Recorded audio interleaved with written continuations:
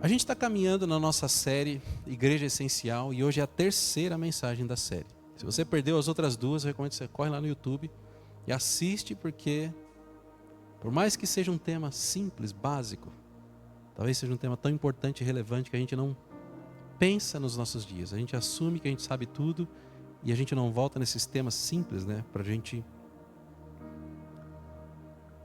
voltar e reaprender coisas que são básicas, né? E o tema da mensagem de hoje é a igreja e o reino de Deus. Você já deve ter visto aqui, então não é surpresa. Estou atrasado na informação. Mas eu disse para vocês que a gente voltaria em alguns temas que normalmente são temas básicos, né? E eu lembro que na primeira ministração eu disse que às vezes tem temas que até a gente tem receio de responder, porque eles são tão básicos que a gente não estuda eles no dia a dia. A gente assume que a gente sabe e vai estudando coisas mais complexas e vai se aprofundando. E esses temas que são básicos, a essência, o pilar, a gente não volta e revisita eles, né? E esse tema de hoje, que fala sobre o reino de Deus, é um tema que a gente normalmente assume que a gente sabe tudo, mas a gente não pensa muito nele, né? A gente aprendeu um dia, entendeu, assumiu como verdade e foi se aprofundar em temas mais complexos e mais profundos, né? E aí eu queria começar fazendo uma pergunta para vocês. Quando vocês pensam em reino, qual a primeira coisa que vem na mente de vocês? Estou deixando um tempinho para vocês processarem, montarem uma imagem na cabeça. O que vocês pensam? Se eu perguntar para você, o que é um reino?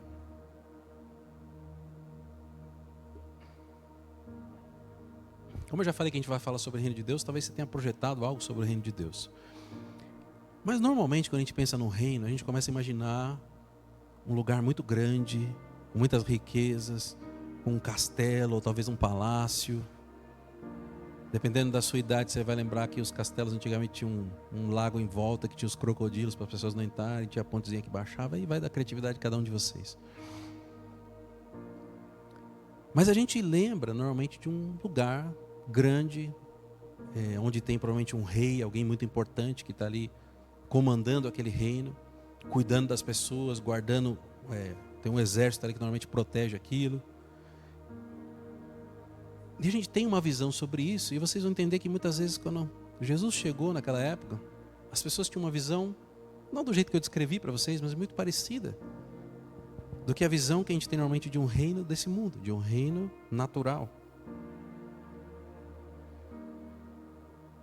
Normalmente esse reino, quando a gente pensa naquele castelo, ele tinha uma bandeirinha em cima que era o símbolo daquele povo, daquelas pessoas, e cada reino tinha o seu símbolo, a sua bandeira.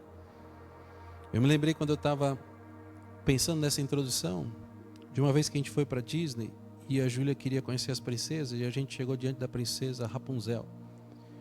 E a princesa Rapunzel brincou com a Júlia e falou assim: você deve ser a princesa mais bonita do seu reino, porque eles são treinados para falar como se fossem princesas de verdade, né? E a Júlia ficou toda importante, né? E a Rapunzel perguntou assim: onde é que fica a sua torre, né? E aí eu brinquei com a Júlia que era a princesa Júlia do Jaguaré, né? Que era onde a gente morava em São Paulo na época. Mas normalmente a gente foi instruído a imaginar os reinos como a gente vê nos filmes, como a gente vê nos desenhos, como a gente vê das princesas da Disney, e a gente tem uma ideia sobre reino, né? Normalmente um lugar, um castelo, uma bandeira representando uma nação. Mas o reino de Deus não é como os reinos desse mundo. E eu sei que vocês já sabem disso. Essa faz parte da reflexão de hoje. Ele não tem fronteira visível, ele não tem exército, ele não tem castelo, ele não tem bandeira visível.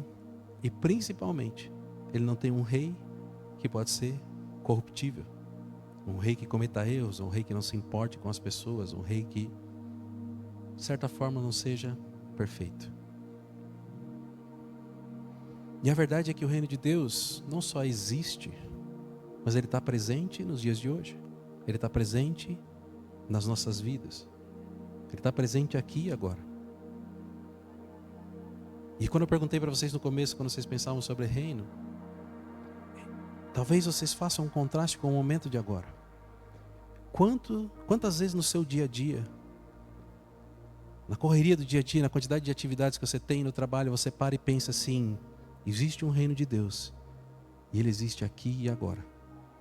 Ele existe aqui no meu trabalho, ele existe aqui na minha casa, ele existe quando eu estou com a minha família, ele existe quando eu estou na igreja, ele existe quando eu estou dirigindo na estrada. no meio das nossas atividades do dia a dia. É como se a gente ignorasse isso, um tema simples, um tema básico. Mas a gente ignora que existe um reino de Deus no nosso meio. E se a gente ignora isso, a gente deixa de lembrar que nós, como igreja, temos um papel fundamental de manifestar o reino de Deus aqui na terra. A gente faz o que tem que fazer de um ponto de vista natural, mas deixa de fazer aquilo que é um ponto de vista espiritual. Nós somos representantes vivos desse reino.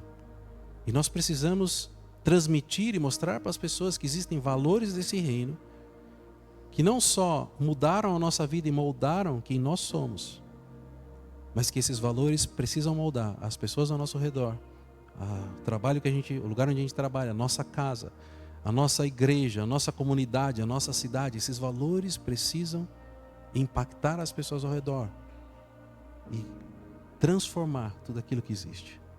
Essa é a manifestação do reino de Deus. E a gente vai ler um texto hoje que está em Lucas capítulo 17.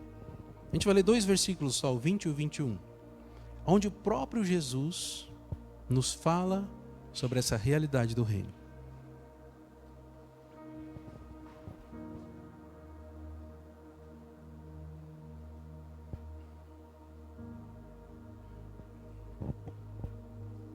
Quando eu parar de escutar os papeizinhos da Bíblia, que eu gosto muito, eu leio aqui para vocês. Posso ler?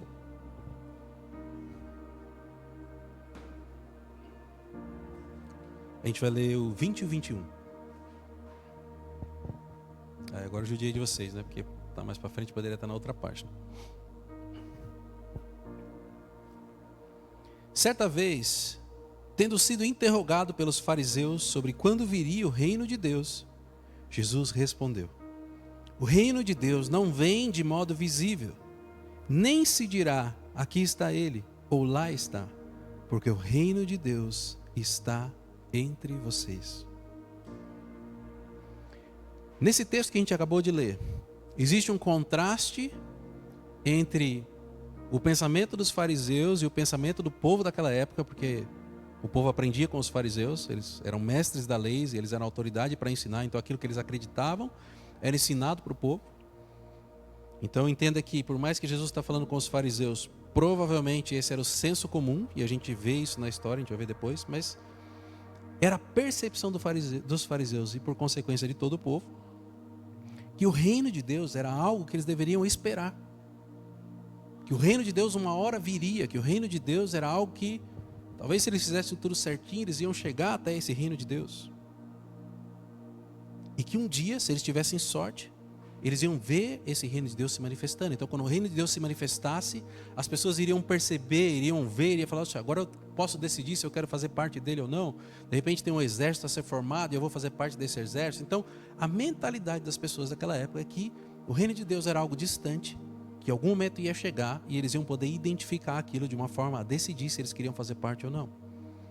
E a gente vê muitas vezes interpretações, por exemplo, como os dos discípulos imaginando que Jesus ia construir um reino com um exército. Muitos discípulos pensavam que Jesus ia assumir o trono e reinar como os reis daquela época reinavam, como Herodes reinava. Que ele ia montar um exército e ia lutar contra os romanos para libertar o povo. Era a expectativa que eles tinham, porque eles tinham aprendido dessa forma. Mas a expectativa que eles tinham era que o reino de Deus fosse um reino parecido com o reino humano, com o reino material. Agora Jesus argumenta contra esse racional nesse texto. E Jesus diz que o reino de Deus não seria algo visível ou palpável.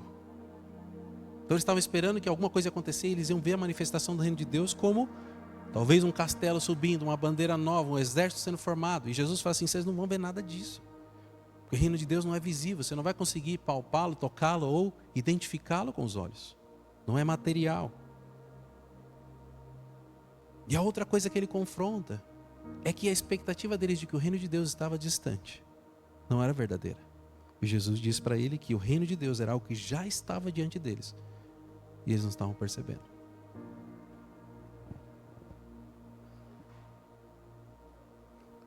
Eu vou fazer mais uma pergunta para vocês pensarem. De todo o ministério de Jesus, qual foi o tema que ele mais pregou, que ele mais ensinou, que ele mais falou? Alguém arrisca aí? Vocês podem responder agora. Não tem errado, tá? Só para vocês participarem um pouco. Amor, quem mais arrisca aí? Normalmente o primeiro corajoso fala, o resto vai no embalo. Hein? Mas não deixa ela sozinha. Quem mais arrisca alguma coisa? Alguém falou fé. Quem falou? Simone falou fé. O Samuel está pensando assim, Simone, você não devia ter falado fé, porque eu queria falar outra coisa, mas eu estou com vergonha. Mas você foi corajosa. Parabéns. Você queria falar outra coisa? A gente imagina que Jesus veio falar sobre salvação, sobre fé, sobre amor. E são temas que ele ensinou. Em todas as palestras que eu fiz, por exemplo, sobre finanças, eu mostro para as pessoas que Jesus falou mais sobre dinheiro do que sobre fé, sobre amor, sobre salvação. Mais sobre dinheiro do que sobre essas coisas. Mas o tema central da mensagem de Jesus não foi sobre dinheiro, não foi sobre fé, não foi sobre salvação. Embora todas essas coisas estejam embutidas. Mas o tema central do ministério de Jesus foi o reino de Deus. Todas as mensagens que Jesus trouxe falavam sobre a manifestação do reino de Deus de forma direta ou indireta. E eu vou mostrar para vocês como isso funciona. A primeira coisa que Jesus chegou foi dizendo que o reino de Deus havia chegado. Se vocês lembram da primeira mensagem, a primeira ministração de Jesus fez publicamente, ele fala assim, arrependei-vos porque é chegado o reino de Deus. Então a primeira coisa que ele faz é avisar as pessoas que o reino de Deus chegou. Então assim, não fica esperando aquele negócio que está lá longe não, porque ele chegou já. E a segunda coisa que ele fala, nessa mesma ministração, é que existe uma porta de entrada para esse reino, e essa porta de entrada é a fé e o arrependimento.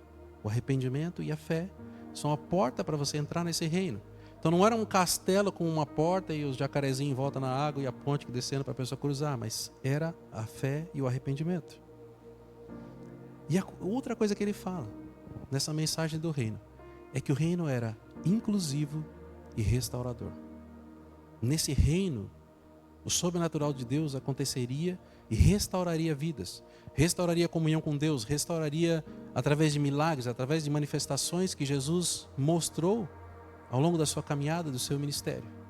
Mas também mostrou que esse reino era para todas as pessoas.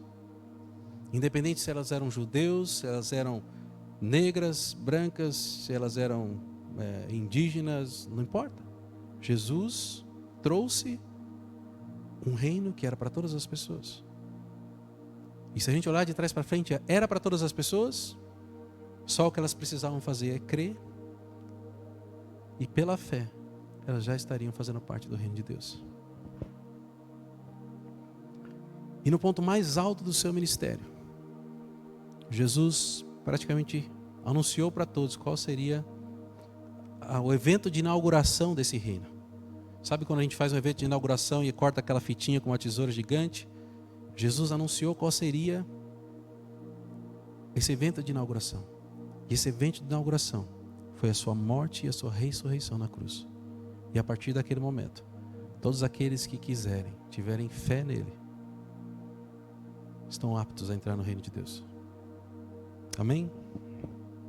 Então o reino de Deus não é algo distante ou abstrato, algo que a gente não consegue, só porque a gente não consegue ver, a gente não consegue entender, mas ele é uma realidade viva e presente nos nossos dias, que começa em nós, se expande para a nossa igreja e se expande para as nossas comunidades, para a nossa cidade, para o nosso país. O reino não é simplesmente um lugar físico no mundo, mas é um poder que transforma as vidas, famílias e cidades. E o que a gente vai ver hoje é que nós, como igreja, como corpo de Cristo, somos chamados para viver e manifestar o reino de Deus aqui na terra. Começando com as nossas vidas, começando com as nossas casas, começando com a nossa igreja, começando com a nossa cidade. Mas nós somos chamados a manifestar o reino de Deus. E eu separei 3 pontos, que eu vou tentar não me estender muito, que nem na última semana, que eu me empolguei. Mas o primeiro é que o reino de Deus manifesta a presença e o poder de Deus aqui na terra. É uma característica do reino de Deus. reino de Deus não é algo que, como eu falei, não é uma ideia vaga que a gente não consegue, mas é não só algo real, diferente do que os fariseus pensavam como uma promessa futura, mas é uma manifestação de algo espiritual no nosso mundo material. Se nós pertencemos a Cristo, entregamos nossa vida a Ele, o Espírito Santo começou a habitar dentro de nós. E nós, onde nós estivermos, o reino de Deus está ali. Porque aquele sobrenatural que andava com Jesus, agora está dentro de cada um de nós. Eu não sei se vocês já pararam para pensar, mas a Trindade se manifesta na vida de Jesus de uma forma muito clara. Jesus dizia assim: eu vim aqui para fazer a vontade do Pai. Então o Pai dizia, ele fazia. Não era assim? O Pai dizia o que ele tinha que fazer e ele fazia. E ele não era a vontade dele, mas era do Pai. E quem que realizava os milagres? Não era Jesus, mas era o poder do Espírito Santo realizando cada uma das coisas sobrenaturais. E esse mesmo Espírito Santo que Jesus acessava para fazer os milagres, para fazer as coisas, habita dentro de cada um de nós hoje. Então aquele primeiro exemplo que Jesus trouxe do que seria a manifestação do reino de Deus, agora se expande para cada um de nós. Mas o que é o reino de Deus? Em Romanos capítulo 14, versículo 17, diz que: pois o reino de Deus não é comida nem bebida, mas justiça, paz e alegria no Espírito Santo. Ele está dizendo que o reino de Deus é justiça, paz e alegria no Espírito Santo. Não pode ser só justiça, paz e alegria se não tiver o Espírito Santo. Existem pessoas que talvez sejam justas, talvez tenham uma vida em paz e talvez sejam alegres, mas não têm o Espírito Santo. Agora o que a Bíblia está dizendo é que quando nós temos o Espírito Santo, existe sim justiça, paz e alegria, mas não da mesma forma que o mundo dá. É uma forma de manifestar o reino de Deus aqui na terra. Embora as palavras sejam as mesmas, a profundidade disso e o impacto disso nas nossas vidas e nas vidas ao redor é totalmente diferente. Ele não é uma manifestação simplesmente externa como um reino natural, mas é algo que começa dentro de nós e se expande, que alcança, que nos leva a fazer coisas muito maiores do que nós poderíamos fazer. O Espírito Santo, que é o nosso auxiliador, ele não só preenche as lacunas que nós temos, mas muitas vezes ele vai muito além daquilo que nós poderíamos fazer. Talvez vocês já tenham tido experiências de serem usados por Deus e serem instrumentos de Deus na manifestação do Espírito Santo. E vocês provavelmente tiveram talvez uma das melhores experiências da vida de vocês, quando você é um instrumento, o Espírito Santo te usou para fazer algo e mudar a vida de outra pessoa. Mas ao mesmo tempo você sabe que você não conseguiria ter feito aquilo por conta própria, mas que o Espírito Santo foi o grande responsável por aquilo. Quando a gente pensa sobre isso, a gente precisa refletir. Será que a minha vida hoje, ela reflete essa justiça, paz e alegria do reino de Deus? Não serve a justiça, paz e alegria do mundo que a gente vive, mas precisa ser a justiça, paz e alegria do reino de Deus. Uma das coisas que eu admiro em Jesus é que é como se as pessoas tivessem um padrão daquilo que era certo e errado quando ele chegou, que já era muito abaixo do que Deus esperava, e Jesus chega e fala assim: olha, vocês achavam que era assim, mas agora eu vou subir a régua para cá. Vou dar um exemplo para vocês. Jesus falava assim, que a gente, na lei tinha, né, se um homem se deitasse com a mulher, seria um adultério, né, fora do casamento seria um adultério. Jesus fala assim: não. Se você olhar e desejar, você já adulterou. Se você olhar para o seu irmão com a intenção de matá-lo, você já matou, você já é assassino. Jesus começou a subir, porque Jesus estava falando assim: não é aquilo que é externo, não é aquilo que é visível, não é aquilo que é material, mas é de dentro para fora, aquilo que está no seu coração. Então o coração que está preso às coisas do mundo vai agir conforme o mundo age, mas um coração que está conectado às coisas do reino vai agir com valores e princípios do reino. A gente falou também que o reino é acessível a todas as pessoas, né? E aí em Marcos 1,15 diz: o tempo é chegado, dizia ele, o reino de Deus está próximo, arrependam-se e creiam nas boas novas. Jesus estava trazendo esse reino para todas as pessoas. Não era só para os judeus, como eles pensaram inicialmente. Não era só para os discípulos, que talvez sejam mais próximos. Mas essa mensagem do reino, ela foi se expandindo para todas as pessoas e convidando outras pessoas. E chegou até nós. Provavelmente, não sei vocês, mas eu não conheço ninguém que era judeu aqui, que talvez poderia se enquadrar na primeira leva. Talvez a gente tenha descendentes de judeus, mas nós entramos porque esse evangelho era inclusivo. E provavelmente nós entramos nesse reino no momento onde nós não merecíamos, onde estávamos no ápice da nossa vida de pecado, no ápice do nosso distanciamento com Deus. Mas ainda assim podemos fazer parte disso. Eu gosto desse texto, quando Jesus fala, em algumas palavras ele fala que o tempo é chegado, em algumas ele diz, é chegado o tempo de Deus. E em inglês, na King James Version, ele tem uma tradução interessante. Ele fala que o tempo de Deus está, o termo que ele usa é at hand, né? É um termo que diz assim, é como se estivesse ao alcance da sua mão, ao alcance do seu braço. Então ele não está dizendo que o reino de Deus está aqui e você já faz parte dele. Mas ele está dizendo para os fariseus que o reino de Deus está ao seu alcance. Ele está tão perto que se você esticar a sua mão, você consegue tocar nele. O que talvez os fariseus não entendiam é que o reino de Deus estava próximo deles. Eles poderiam ter acesso àquilo, mas eles estavam olhando para longe. E eles não conseguiam enxergar a realidade que estava próxima deles. Eu não me lembro a palavra original no grego para esse significado do at hand, mas ela é exatamente como o inglês descreve, algo que está próximo do alcance da mão. Essa é a distância que o reino de Deus estava dos fariseus quando Jesus estava falando com ele.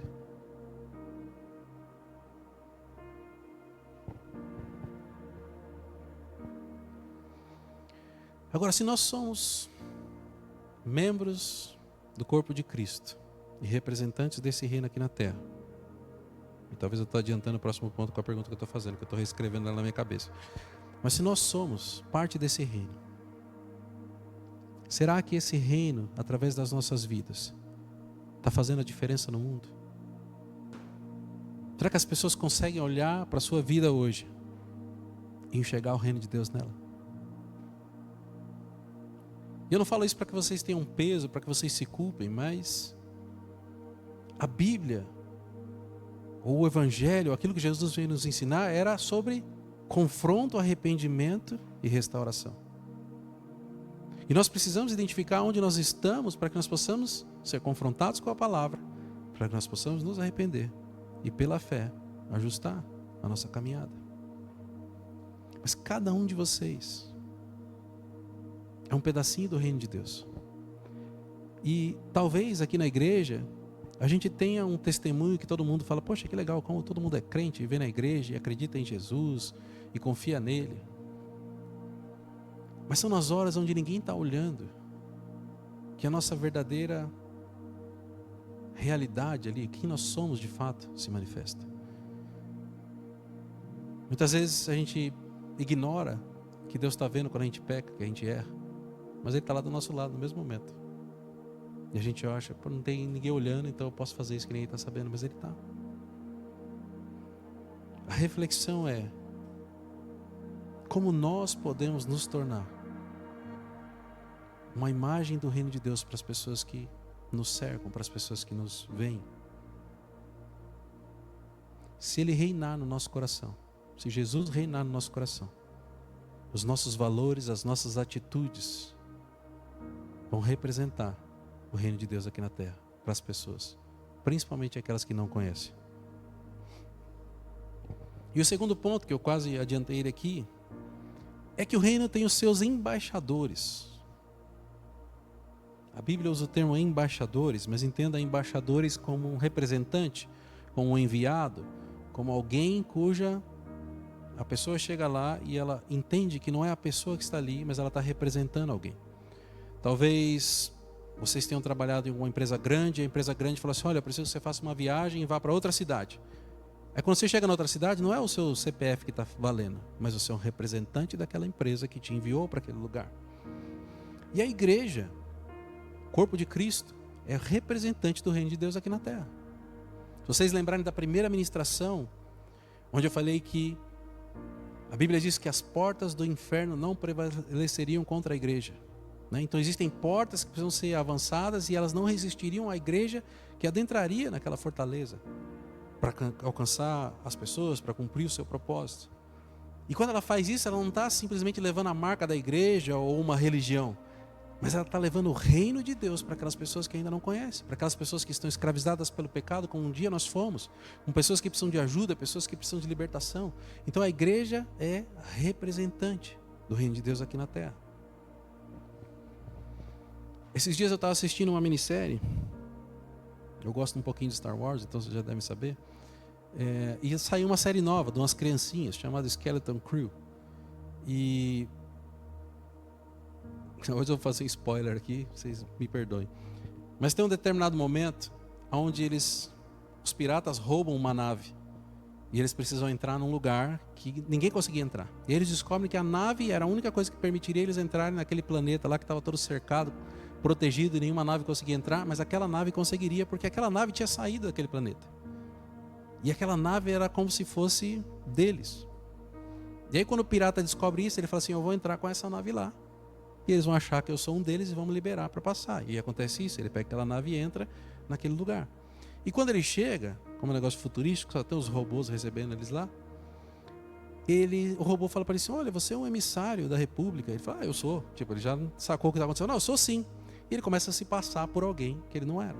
Tudo bem que ele tinha o intuito de roubar e depois ele vai fazer isso. Mas o que acontece aqui, que eu queria que vocês guardassem. Eu não quero que vocês sejam piratas, não estou dizendo que vocês sejam isso, mas aquele pirata conseguiu entrar num lugar representando alguém muito maior que ele. Quanto mais nós, que somos representantes do próprio Cristo, não importa onde a gente esteja, não importa se é no nosso trabalho, se é no supermercado, se é aqui na igreja, não importa onde vocês estejam. As pessoas precisam olhar para vocês como representantes de Cristo. A gente não deveria se envergonhar ou ter vergonha do Evangelho, falar aquilo que a gente acredita, porque muitas vezes a gente está em situações onde ficar quieto é a melhor solução. Mas é exatamente nesses lugares onde a gente normalmente tende a ter vontade de ficar quieto, que as pessoas mais precisam que a gente represente Cristo naquele lugar. 2 Coríntios capítulo 5, versículo 20 diz: somos, portanto, embaixadores de Cristo, como se Deus estivesse fazendo o seu apelo por nosso intermédio. Por amor a Cristo lhes suplicamos, reconciliem-se com Deus. Paulo está dizendo aqui aos Coríntios, ele está falando assim, nós somos embaixadores de Cristo. E é como se Deus estivesse fazendo o apelo para as pessoas através da nossa vida. E ele até dá um exemplo do apelo. Por amor de Cristo lhe suplicamos, reconciliem-se com Deus. Nós temos um chamado, uma missão como igreja. E essa missão como igreja, ela funciona quando a gente entende que ela é uma missão individual de cada um. Aquela primeira ministração a gente falou que as portas do inferno não prevaleceriam sobre a igreja, mas elas vão prevalecer se a igreja não avançar, se a igreja não se posicionar, se a igreja não for de fato a embaixadora de Cristo aqui na terra. Eu vou fazer um parênteses aqui, um pouco fora do contexto, mas sabe quando a gente ora sempre em nome de Jesus, amém? A gente não ora isso? A gente está orando por uma autoridade que não é nossa. Jesus conquistou aquela autoridade na cruz. E quando a gente diz, seja curado em nome de Jesus, não é porque o pastor Renato tem o dom de cura que a pessoa vai ser curada. Mas é porque o pastor Renato está representando o próprio Jesus naquele momento. Quando eu digo em nome de Jesus, aconteça alguma coisa, é a mesma coisa de eu falar assim, olha, eu vim aqui representando a empresa X para fazer uma visita, um treinamento, uma venda, o que seja. Nós estamos representando alguém que é muito maior do que nós. Então ser embaixador é você ter um cargo, uma autoridade, um crachá oficial de que você representa aquela autoridade. E nas nossas vidas Jesus é a autoridade. Tem um texto da Bíblia que fala sobre a igreja como noiva de Cristo. E eu gosto muito de olhar muitas vezes os detalhes disso. Quando você olha, por exemplo, em Apocalipse, que fala sobre a noiva de Cristo, a palavra que diz respeito à noiva, não é a noiva muitas vezes como a gente imagina. Eu estou imaginando uma noiva que está se preparando para o casamento, porque depois que ela casa, ela vira esposa. A gente não pensa assim? Aí eu vou bugar a cabeça de vocês agora. Porque a palavra do livro de Apocalipse que se refere à noiva, ele está dizendo que é uma noiva recém-desposada. Não é uma noiva que está se preparando para o casamento, mas é uma noiva que já se casou com Cristo. Recém-desposada. E quando uma noiva é recém-desposada, normalmente, agora hoje em dia já nem dá para falar mais isso como exemplo, mas culturalmente, a noiva recebe o nome do marido e ela passa a representar o marido onde ela vai. A Bíblia tem muitos detalhes que muita gente passa desapercebido. Mas a autoridade que nós temos como igreja é a autoridade do nome de Jesus, para que o reino avance, para que o sobrenatural se manifeste nas nossas vidas. E nós temos essa missão, que vocês conhecem bem, está em Mateus 28, 19 e 20. Portanto, vão e façam discípulos de todas as nações, batizando-os em nome do Pai, do Filho e do Espírito Santo, ensinando-os a obedecer tudo o que eu lhes ordenei. Eu estarei sempre com vocês até o fim dos tempos. Se nós somos embaixadores e nós temos uma missão, nós temos que proclamar o reino de Deus. E proclamar o reino de Deus muitas vezes é mais fácil do que a gente imagina. Porque às vezes a gente coloca sobre nós a responsabilidade de convencer as pessoas de que aquilo que a gente acredita é bom, ou de convencer as pessoas de que elas têm que vir na igreja. Às vezes a gente tem que pegar uns pelo braço e falar assim, vamos lá na igreja comigo, senão a pessoa não vai. Mas também você não pode forçar a pessoa. Vamos lá, se Deus falar com você, você continua, senão você vai para casa e a gente vai orando para Deus falar com a pessoa. Às vezes precisa ser um pouco mais incisivo. Mas não é a nossa responsabilidade, a gente nem tem como encontrar essas pessoas e arrastá-las para dentro do reino de Deus. Olha, vem aqui que você vai fazer parte, porque existe uma parte nesse processo que é entre Jesus e a pessoa, é entre o Espírito Santo e a pessoa. Lembra que eu falei que a chave, a porta de entrada para o reino é o arrependimento e a fé? Se a pessoa não se arrepender e não crer, ela não consegue. Não tem nada que você possa fazer, porque o arrependimento e a fé é individual. Eu sei que vocês ouviram já um programa de TV aí, você pode deixar sua fé em casa e vir aqui que a minha fé é o suficiente, mas não existe isso. A fé é individual, a fé é de cada um. A forma de Deus tratar é de cada um. Talvez a única exceção aí seja para os casados, que a Bíblia diz que vocês são uma só carne. E às vezes uma metadinha arrasta a outra para onde tem que ir. Porque vocês se tornam uma só carne. Mas isso é individual. E a gente não tem a responsabilidade de forçar nada na vida das pessoas ou arrastá-las contra a vontade delas, porque a vontade delas é o importante. A vontade delas é o que vai fazer com que Jesus possa trabalhar na vida dela. Talvez um paralelo com isso, sabe? Quando a gente vê a Bíblia falando sobre ofertas, né? E aí em relação ao dinheiro, Jesus fala assim, se seu coração não estiver legal, você nem precisa ofertar, porque eu não vou receber. Jesus fala assim, se você for fazer a sua oferta e lembrar que tem algum irmão que tem alguma coisa contra você, deixa a sua oferta aí, vai lá se acertar com ele, só volta para fazer a oferta quando você tiver acertado. Deus não se importa com o nosso dinheiro, mas com o nosso coração. E a forma como a gente lida com as pessoas ao nosso redor é muito mais importante do que os números das pessoas que se converteram. Sabe, muitas vezes a gente olha como as igrejas têm feito os evangelismos, e às vezes até me deixa de cabelo em pé um pouquinho que eu tenho aqui, porque elas olham assim, olha, eu fui lá e preguei numa praça e 100 pessoas entregaram a vida para Jesus. Poxa, que bênção, onde é que estão essas pessoas agora? Ah, não sei, eu preguei, Jesus salvou elas e está tudo certo. Mas quando a gente olha para esse versículo que a gente acabou de ler, ele não diz que a gente tem que ir na praça pregar para 100 pessoas e deixar elas soltas. Vou ler de novo para vocês. Vão e façam discípulos. Fazer discípulo não é só pregar o evangelho e deixar as pessoas, mas é pregar o evangelho e acompanhar essas pessoas, cuidar dessas pessoas. Até que elas estejam prontas para se batizar. Ele fala, batizando-as em nome do Pai, do Filho e do Espírito Santo. E ensinando-as a obedecer tudo o que eu lhes ordenei. Ou seja, primeiro eu preciso aprender e depois eu preciso ensinar. Então Jesus não se importa com o número, a quantidade de pessoas, mas se importa com a qualidade dessas pessoas, o quanto elas estão crescendo, o quanto elas estão se desenvolvendo. E não é a responsabilidade só do pastor Renato fazer isso, mas é de cada um de vocês. Existem pessoas que olham para a vida de vocês e se inspiram na vida de vocês, que confiam em vocês. E vocês são autoridade na vida delas. Muito pelo testemunho, pelo que ela conhece da vida de vocês. Talvez chegar o pastor lá Renato, eles vão automaticamente colocar um estereótipo de que o pastor Renato é igual aos outros pastores que eles já viram na vida. Mas é diferente com vocês, porque eles te conhecem. Não é alguém que chegou agora para falar de um Jesus que ele nunca viu, mas é alguém que talvez a pessoa esteja vendo na sua vida a transformação que Jesus fez. Ainda que você não perceba, elas percebem.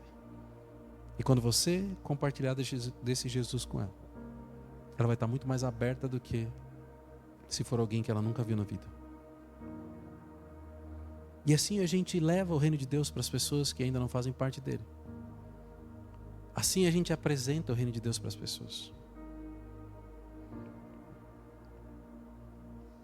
E às vezes a gente complica tanto, sabe?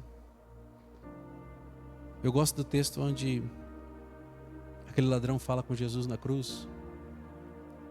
E ele começa brigando com o outro, falando assim: esse daí não fez nada de errado. A gente está aqui porque a gente merece, a gente tem uma vida toda torta, mas ele não fez nada de errado. Você para de mexer com ele lá, que ele não fez nada de errado. Ele começa reconhecendo que tinha algo diferente em Jesus e Jesus não merecia estar lá.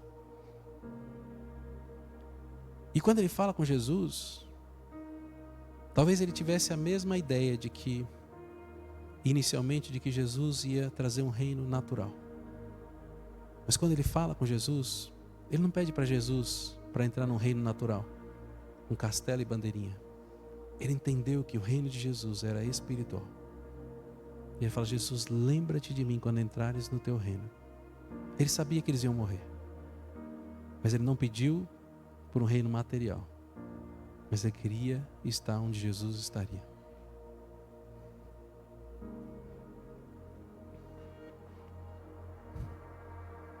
A nossa igreja não é...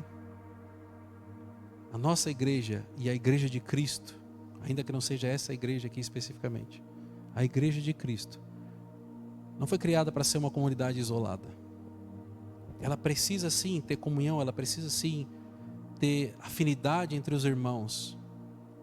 Mas o propósito dela não está entre as quatro paredes, o propósito dela está fora das quatro paredes.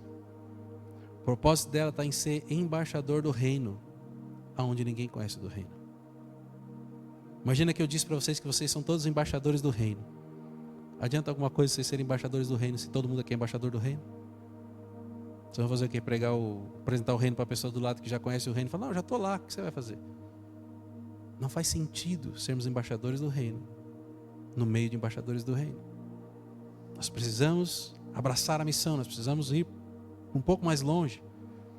E o mais longe, na minha interpretação, não é a praça, não é o evento evangelístico, é a pessoa que convive com você, às vezes na mesma casa, às vezes no trabalho, são as pessoas que vocês lidam diariamente. E Jesus não quer que vocês salvem em 100 pessoas cada um, não. Se cada um encontrar uma pessoa e fizer isso daqui que a gente está falando, talvez vai levar 1 ou 2 anos para acompanhar a pessoa, discipular a pessoa. E aí, daqui 2 anos, a pessoa gostou tanto daquilo que foi feito com ela, vou fazer também. Ela já está pronta. Aí vão ser mais 2 pessoas, isso vai multiplicando. Então, é de 1 em 1, não é em volume, não é em quantidade, mas é em qualidade, é em cuidado. E aí a gente tem que ser embaixador do reino como Jesus era. Porque Jesus podia estar cansado, podia estar ocupado. Ele parava tudo para conversar com alguém que estava necessitado e precisando dele. É como se naquele momento todos os problemas de Jesus não existissem, só existisse a pessoa na frente dele que precisava dele. Eu conversei com o casal mais cedo, eles falaram que estavam assistindo The Chosen e estavam gostando muito. Eu não sei se vocês já chegaram nessa parte, eu vou fazer um spoiler, mas tem uma hora que Jesus está destruído de cansado, de tanto cuidar das pessoas. E a gente não vê isso na Bíblia, mas eles tiveram cuidado de representar o lado humano de Jesus. E talvez seja o capítulo que eu mais chorei em todo The Chosen, de ver o quanto que Jesus se entregava pelas pessoas, mesmo antes de morrer, porque as pessoas precisavam dele. A gente vê passagens que muitas vezes estavam voltando no final do dia, cansados, e aí tem uma viúva saindo com seu filho num velório, e ele fala assim: não, a gente vai lá, porque ela está precisando. Para Jesus não tinha... A prioridade dele não era as coisas desse mundo, mas era fazer a vontade de Deus e ajudar as pessoas que precisavam, e a gente precisa disso. As pessoas precisam conhecer o reino de Deus, e nós somos os embaixadores. E o terceiro ponto, que talvez seja o que a gente mais gosta, é que quando o reino de Deus se manifesta, ele gera transformação. Ele não se manifesta simplesmente como um espetáculo, como um show, como algo que a gente gosta. Poxa, que legal, Deus estava ali e volta todo mundo para casa do mesmo jeito. Olha, vamos lá na igreja que a presença de Deus estava lá e aí todo mundo volta para casa sem aprender, sem crescer, sem ser impactado. Aonde o reino de Deus se manifesta, existe mudança, transformação, cura, restauração, através do sobrenatural de Deus. E é assim que Ele transforma as nossas vidas. Talvez você possa fazer um retrospecto na sua vida de quanto Deus já trabalhou e já te moldou. Não importa se você conheceu Ele agora, se você conheceu Ele há muitos anos. Com certeza você tem lembranças de situações onde as coisas fugiram do seu alcance ou simplesmente aconteceram sem que você tenha que fazer nada e você fala assim, poxa, eu vi que Deus cuidou da minha vida nesse momento. Vocês conseguem perceber isso? E é esse sobrenatural de Deus que o reino traz, que gera transformação de dentro para fora na igreja. Ela começa transformando as pessoas que chegam na igreja. Eu falo que a igreja, na hora que as pessoas chegam na igreja, elas precisam de um hospital. Essa é a primeira coisa, que elas precisam ser cuidadas, elas precisam ser tratadas, elas estão doentes, elas precisam ser cuidadas. Elas não conheciam que existia uma cura espiritual para elas, que elas precisavam. Elas vão tomando remedinho, vão fazendo uma cirurgia aqui, uma outra ali. Eu brinco que todo mundo que chega precisa de 29 cirurgias e Deus vai fazendo uma de pouquinho cada vez, porque senão a gente morreria de uma vez só. Mas elas precisam de um hospital. Só que depois de um tempo, elas não podem continuar precisando do hospital. Não pode existir uma pessoa que está numa igreja há 10 anos e ainda está precisando da igreja hospital. Ela tem que estar curada, ela tem que ter partido para a próxima. E a próxima etapa é começar a criar uma comunidade onde as pessoas se conhecem, onde as pessoas se ajudam, onde as pessoas se cuidam. E talvez a última etapa é onde essas pessoas façam parte de uma família. Não é mais o conhecido que se ajuda, mas são pessoas que se importam e que se amam como Jesus disse que nós tínhamos que amar. Nós temos que amar o próximo como a nós mesmos. E aí a igreja se torna uma família, aquela comunidade se torna uma família. Mas quando a gente vê essa transformação de dentro para fora, dos representantes do reino na igreja primitiva, a gente entende exatamente o que é ser igreja. Quando as pessoas de uma comunidade estão comprometidas com os valores do reino, existe transformação em vidas, pessoas, cidades, locais, o que quer que seja. Eu vou ler um texto para vocês que está em Atos capítulo 2, eu vou ler do 42 ao 47, que fala sobre a igreja primitiva e como ela se portava. Eles se dedicavam ao ensino dos apóstolos e à comunhão, ao partir do pão e às orações. Vou fazer um parênteses aqui, eu vou ler picadinho. Mas o texto está falando sobre as pessoas. Os apóstolos ensinavam e as pessoas se dedicavam àquele ensino para que elas pudessem de fato assimilar aquilo e viver aquilo. Né? E também tinha comunhão entre os irmãos e o partir do pão e as orações. Não era algo isolado, eles estão falando como comunidade. Todos estavam cheios de amor e muitas maravilhas e sinais eram feitos pelos apóstolos. Um outro parênteses aqui. Se eles não tivessem se dedicando ao ensino dos apóstolos, se não houvesse comunhão, se não houvesse oração, se não houvesse esse primeiro ponto que eles já trabalhavam, provavelmente os apóstolos não conseguiriam fazer muitas maravilhas como esse texto descreve. E aí a gente volta lá para o texto onde Jesus chegou em Nazaré e as pessoas falam assim, mas não é esse aí o filho do carpinteiro? Não é esse aí o irmão de não sei quem? E a Bíblia diz assim, somente naquele lugar Jesus pôde fazer só alguns pouquinhos milagres. Em todos os lugares onde Jesus foi, o sobrenatural dele, o reino de Deus se manifestou e curas aconteciam, milagres, as pessoas seguiram, a multidão crescia. Mas naquele lugar onde as pessoas olhavam para ele como uma pessoa comum, ele não pôde fazer milagre. Então o ambiente onde a igreja se encontra, a comunhão entre as pessoas e aquilo que elas fazem, muda a forma como o reino de Deus vai se manifestar na vida delas. Continuando aqui, os que criam mantinham-se unidos e tinham tudo em comum, vendendo suas propriedades e bens, distribuíam a cada um conforme sua necessidade. Né? Naquele momento da igreja, eles equalizaram. A igreja fazia a gestão dos recursos, dos orçamentos, e cuidava dos pobres, e cuidava das pessoas que precisavam. Os que criam, já li esse pedaço. Todos os dias continuavam a reunir-se no pátio do templo, partiam pão em suas casas e juntos participavam das refeições com alegria e sinceridade no coração, louvando a Deus e tendo a simpatia de todo o povo. E o Senhor lhes acrescentava diariamente os que iam sendo salvos. Sabe a receita de uma igreja saudável? Talvez a gente esteja vendo aqui. O ensino era entregue e as pessoas se dedicavam para aprender, para aplicar nas suas vidas. Eles tinham comunhão, eles compartilham pão. Não existiam pessoas ali no meio passando por necessidades, porque eles cuidavam entre si. E não era só para vocês entenderem, quando eles falam aqui que eles mantinham as pessoas e cuidavam das pessoas, eles não cuidavam só dos judeus ou das pessoas que estavam ali convertidas. Um dos maiores testemunhos que os cristãos davam nessa época é que eles ajudavam, inclusive financeiramente, os romanos que maltratavam eles e perseguiam eles. Os romanos falavam assim: onde é que já se viu esses cristãos, onde é que eles estão com a cabeça de a gente perseguir eles e matar eles, e eles ainda estão ajudando a gente? Isso era um testemunho do reino de Deus. E muitos romanos se convertiam porque eles não conseguiam entender logicamente por que as pessoas agiam dessa forma.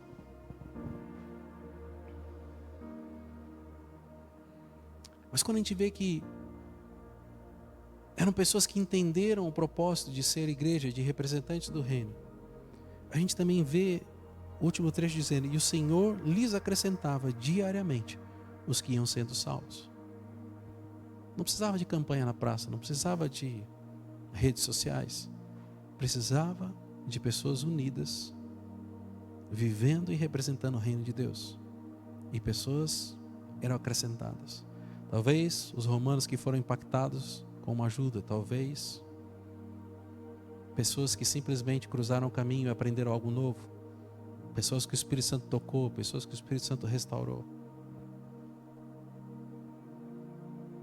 Ao nosso redor hoje existem pessoas como aquelas, que Jesus quer que sejam acrescentadas ao nosso corpo. Não números numa igreja, não mais pessoas sentadas nas cadeiras, mas pessoas que você se importa com elas e que elas confiam em você, e que talvez você vai ser o representante, o embaixador do reino na vida dela, e ela vai aprender com você para que um dia ela possa ser embaixadora do reino na vida de alguém.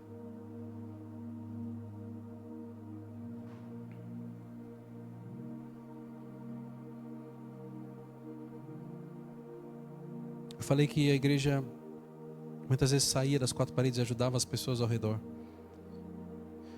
Em Tiago capítulo 1, versículo 27 diz: a religião que Deus, o nosso Pai, aceita como pura e imaculada é esta: cuidar dos órfãos e das viúvas em suas dificuldades e não se deixar corromper pelo mundo. Talvez esse seja um texto polêmico, porque eu já discuti várias vezes com as pessoas sobre isso. Existem pessoas que acreditam que a igreja de verdade precisa ajudar todos os pobres. E isso de fato é verdade. A igreja deveria ajudar os pobres. Aqueles que não têm condições de trabalhar, aqueles que talvez... Aqui o exemplo, quando a gente olha para os órfãos e viúvas, para vocês entenderem o contexto onde foi dito isso. Normalmente existia um homem que era o cabeça da casa e ele era o provedor da casa. O contexto era um pouco diferente dos nossos dias, porque normalmente lá só o homem trabalhava, a mulher cuidava da casa e das crianças. Quando esse cabeça morria, a gente vê na Bíblia muitas vezes que o irmão tinha que casar com a mulher do irmão para manter a família e não matar a linhagem do irmão. Tinha uma série de coisas que a Bíblia fazia. Mas quando a Bíblia se refere aos órfãos e à viúva, são aquelas pessoas que tinham cabeça, por algum motivo esse cabeça morreu, e não tinha alguém para cuidar dessas pessoas. Porque a primeira responsabilidade de cuidar era dos familiares. Esses daqui são pessoas que não tinham nem os familiares para cuidar. Eles não tinham para quem recorrer. A mulher não podia trabalhar, as crianças eram muito jovens para trabalhar. Na cultura judaica, existe o evento do Bar Mitzvah, que é onde o menino deixa de ser criança e se torna um adulto. Isso acontece aos 13 anos de idade. Se o pai, que é o cabeça, morre, e vamos supor que o pai fosse muito rico, tivesse muitas empresas. Se o pai, que é o cabeça, morre e o menino já passou pelo Bar Mitzvah, ele vira o cabeça da casa com 13 anos. Toda a responsabilidade de sustento da casa, de assumir os negócios, vai para esse menino de 13 anos. Porque 13 anos ele já é adulto, segundo a tradição judaica. Quando a gente olha para as crianças de 13 anos, você daí não dá nem para arrumar o quarto sozinho, quanto mais assumir a família toda, né? Mas é a realidade dos judeus. Agora, nesse contexto aqui, eles não tinham cabeça, a mulher não trabalhava e os filhos eram pequenos. Quem é que cuida dessa família? São pessoas que, se não tivesse o cuidado da igreja, morreriam. E o que eu acho que falta hoje, essa é a minha opinião, pode ser que eu tenha errado interpretando o texto. Normalmente quando as pessoas olham assim, a igreja tem a obrigação de sustentar essas pessoas. Normalmente no coração dessa pessoa, ela não é alguém que sustenta ninguém. Porque os judeus têm culturalmente essa característica de ajudar os irmãos. Por isso que a gente não vê judeu pobre. O cara foi lá e faliu, quebrou. Aí o outro irmão dele lá, que não é nem da família, mas judeu, falou, não, vou te ajudar. Começa trabalhando comigo, você vai montar seu negócio, vai prosperar, e assim vai. E eles se ajudam e se levantam. Mas no meio cristão não existe isso. Existem características nas outras religiões que a gente deveria aprender. E o cuidado entre os irmãos, a gente não tem. Muitas vezes a gente peca por isso, de ajudar o irmão. Então a gente vai olhar para o irmão, poxa, esse irmão está precisando de um trabalho. Vou arrumar um trabalho para ele. Ainda que talvez não precise, sabe? Mas para ajudar a pessoa a se recolocar. Os judeus têm isso, mas muitas vezes a gente não tem. E quando a Bíblia fala que a gente tem que cuidar dos órfãos e viúvas, são aqueles que não têm nenhuma condição. Não tem como, não tem quem ajudar, e a igreja deveria ajudar. Só que a igreja não é instituição. A igreja deveria ajudar sem o CNPJ. A igreja deveria ajudar porque a igreja é um conjunto de pessoas que representam o reino de Deus. Teve uma vez que eu vi uma cena muito bonita, assim, eu fiquei impressionado com aquilo. Eu fui numa igreja, eu não lembro se eu frequentava a igreja, era uma outra igreja, e veio um pastor de fora ministrar.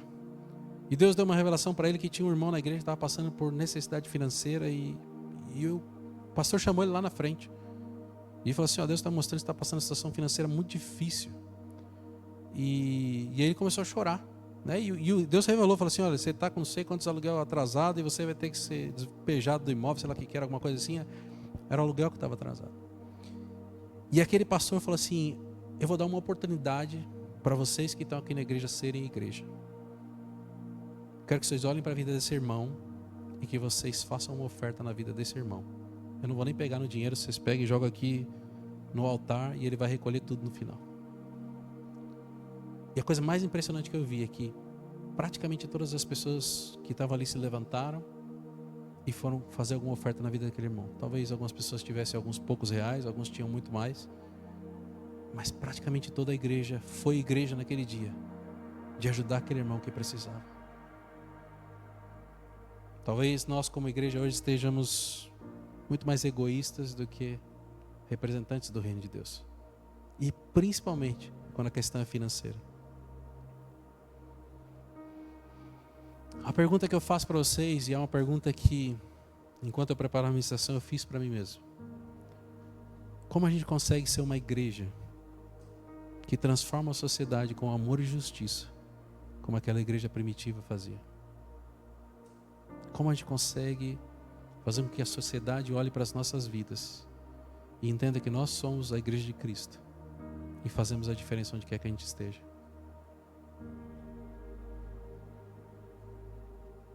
Porque o reino de Deus não é algo que a gente fala, ensina, mas é algo que a gente mostra para as pessoas. Elas precisam ver aquilo se materializando através das nossas vidas. E quando a gente está alinhado com os valores, as nossas vidas, as comunidades, aquilo que a gente faz parte, as cidades são transformadas automaticamente. Muitas vezes vai estar tudo errado e vocês vão ser a resistência para que aquilo não se perpetue como errado, e vocês vão ser o ponto de equilíbrio, a resistência naquilo. Mas muitas vezes vocês vão influenciar aquilo, para que valores e princípios do reino gerem a transformação, aonde não teria se vocês não estivessem lá. Amém? E para a gente encerrar, um resumo rápido.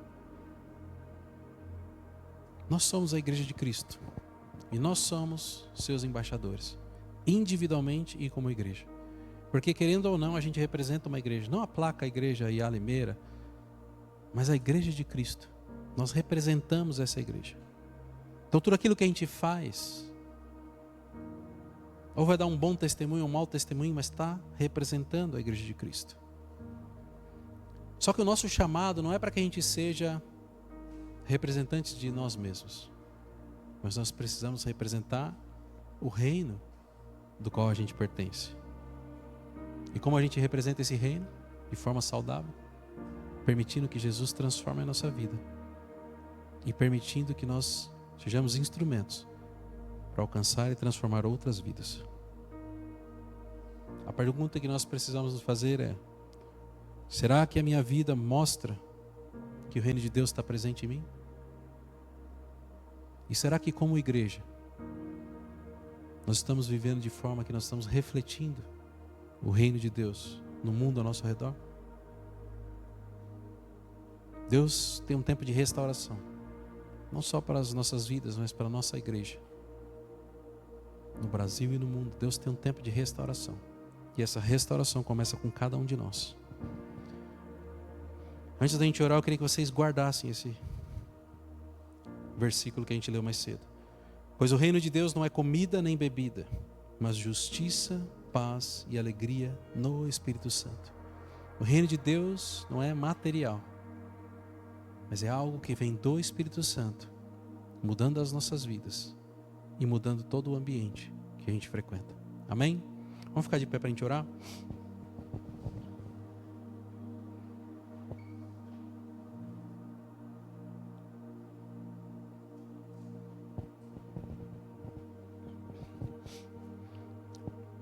Senhor, em nome de Jesus, Pai, que nós estamos aqui reunidos na Tua presença, Pai. E eu coloco diante de Ti, Senhor, cada uma das vidas que estão aqui, Senhor. Eu sei que embora, Senhor, esse termo do reino de Deus seja muitas vezes básico e muitas vezes confuso, Senhor. Tantas informações, tantas vertentes teológicas, Senhor. Mas, Senhor, o que nós queremos, na verdade, não é sermos especialistas na teoria do reino, Senhor. Mas nós queremos, de fato, Senhor, vivermos como representantes desse reino. Representantes não só que conhecem e sabem que fazem parte desse reino, mas que as pessoas possam olhar para as nossas vidas e reconhecer que existe algo que elas precisam e que está, Senhor, a um esticar de braços de alcance, Senhor.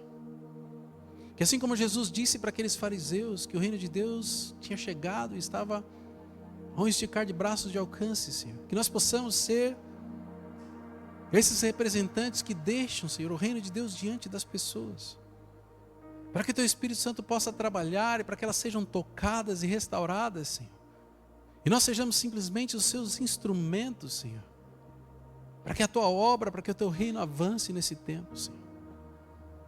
Eu oro, Pai, em nome de Jesus, Senhor, para que toda barreira, Senhor, seja ela, Senhor, sentimento de inferioridade, seja ela, Senhor, falta de recursos, seja ela timidez, Senhor, seja ela vergonha, Senhor, que tudo isso caia por terra em nome de Jesus, Pai. Eu oro, Senhor, para que a noção do que é o Teu reino nas nossas vidas, Senhor, seja tão forte como foi para aquele ladrão na cruz, Senhor, a ponto dele querer e desejar estar com Jesus, Senhor. E que nós possamos, Senhor, ter esse desejo no nosso coração enquanto estamos diante de outras pessoas que talvez não Te conheçam, Pai. Não é pelo nosso conhecimento, não é, Senhor, por força. Mas existem pessoas, Senhor, ao nosso redor que precisam de Ti. E nós sabemos, Senhor, mas muitas vezes ignoramos, Senhor. Nós não sabemos, Senhor, quando o Senhor vai voltar, Senhor, pode ser ainda nesse dia, Senhor, pode ser daqui a séculos. Mas nós queremos viver, Senhor, de acordo com a Tua vontade, Senhor. E se a Tua palavra diz que nós devemos, Senhor, alcançar, pregar o Evangelho, discipular, ensinar, Senhor, eis-nos aqui, Senhor. Nós cantamos essa música dizendo: eis-nos aqui no início, Senhor, desse culto. Eis-nos aqui, Senhor, para sermos usados como Seus instrumentos, Senhor. E nós oramos e Te pedimos, Senhor, para que o Teu sobrenatural seja manifesto, Senhor, através das nossas vidas, Pai. Aumenta, Senhor, a nossa fé para que nós possamos crer no impossível que só o Senhor pode fazer, Senhor. Que não seja de acordo com as nossas limitações ou as nossas possibilidades, mas que seja de acordo com aquilo que o Senhor pode fazer, Pai. E nós nos colocamos diante de Ti nessa manhã, Senhor, à Sua disposição, Senhor, para sermos representantes do Teu reino, Pai. Coloca, Senhor, nos nossos corações, Senhor, as pessoas que nos cercam, que precisam conhecer de Ti, Senhor. Nos ajuda, Senhor, com as estratégias, muitas vezes, para fazer aquilo que parece difícil. Transforma, Senhor, as nossas limitações, os nossos medos e anseios, Senhor, num caminho fácil de ser seguido, Senhor. Que a gente não se envergonhe do Teu Evangelho, que a gente não se envergonhe, Senhor, de sermos representantes do Teu reino. Mas que nós possamos, Senhor, como igreja, como corpo de Cristo, Senhor, abraçar essa missão com ousadia e autoridade, Senhor. E adentrar, Senhor, nas portas do inferno, onde as pessoas estão presas, amarradas, e libertar essas pessoas, no nome daquele que nos enviou, Senhor. E nós cremos, Senhor, que em nome de Jesus, Senhor, tudo aquilo que nos falta, Senhor, vai ser suprido, Senhor. Tudo aquilo, Senhor, que é necessário para que a obra seja concluída, Senhor, vai ser realizado pelo simples fato de sermos representantes de Jesus, Pai. Olha agora, Senhor, para as nossas vidas, Pai.